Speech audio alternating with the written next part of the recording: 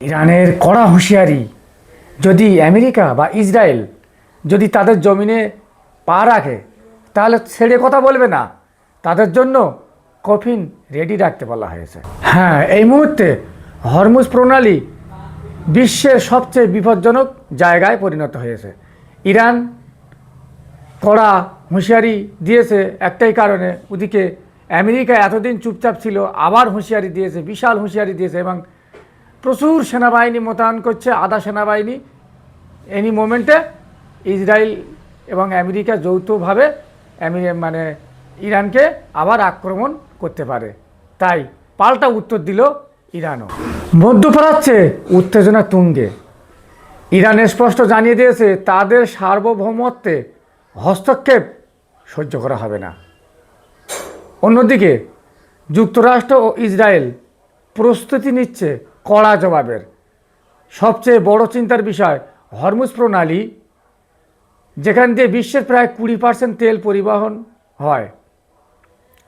এখানে যদি যুদ্ধ লাগে পুরো বিশ্ব অর্থনীতি কেঁপে উঠবে। হ্যাঁ, বিশ্ব কি তাহলে তৃতীয় বিশ্বযুদ্ধের দিকে যাচ্ছে? আপনি কি মনে হচ্ছে আপনার? এখন একটাই প্রশ্ন, এটা কি শুধু হুমকি নাকি সত্যিই আসছে এক ভয়ঙ্কর যুদ্ধ? বলা হচ্ছে ইরান শর্ত না মানলে পরিণতির জন্য তৈরি থাকতে হবে। নতুন করে হুমকি দিলেন ট্রাম্প। ৩,৫০০ প্যারাট্রুপার এসছে আমেরিকা থেকে। হরমুজ মুক্ত করতে তারা যে কোনো সময় ইরানে প্রবেশ করতে পারে, এমন উত্তেজনা তৈরি হয়েছে। এই পরিস্থিতিতে মোস্তফা খামেনির কড়া বার্তা ফের নতুন করে চর্চা এসছে। নতুন দায়িত্ব পাওয়া ইরানের সর্বোচ্চ ধর্মীয় নেতা মোস্তফা আলী খামেনির মৃত্যু সংবাদ ছড়াচ্ছিল আমেরিকা। স্বয়ং মার্কিন প্রেসিডেন্ট তাকে নিয়ে ব্যঙ্গ করছিলেন, কিন্তু মোস্তফা আলী খামেনির রহস্যময় আবির্ভাব ফের দুশ্চিন্তায় ফেলল ট্রাম্পকে এবং ইসরায়েলকে। সোমবার মোস্তফার এক বার্তা প্রকাশ করেছে তেহরান টাইমস।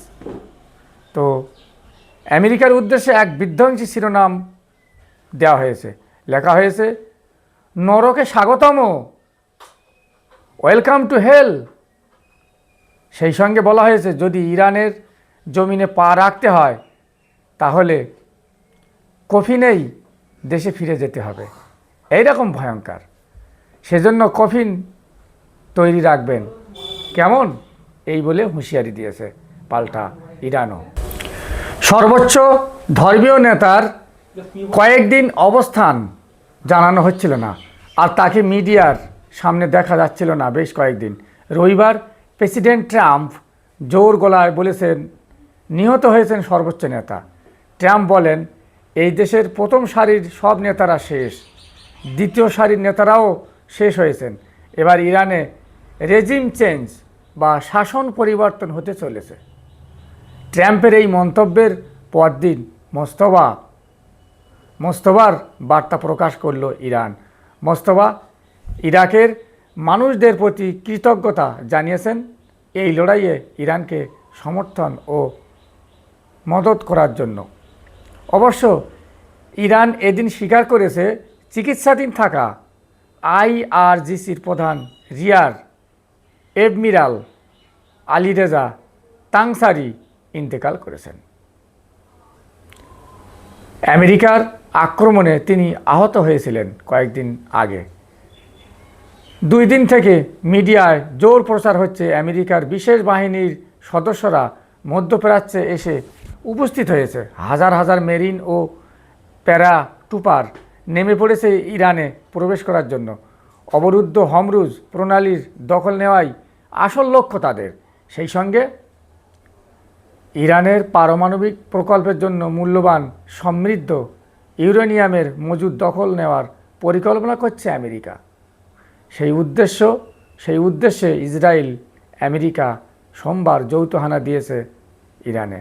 আর পাল্টা হিসেবে ইসরায়েলের হাইফার বড় তেলের খনি বিধ্বস্ত করেছে ইরানের মিসাইল।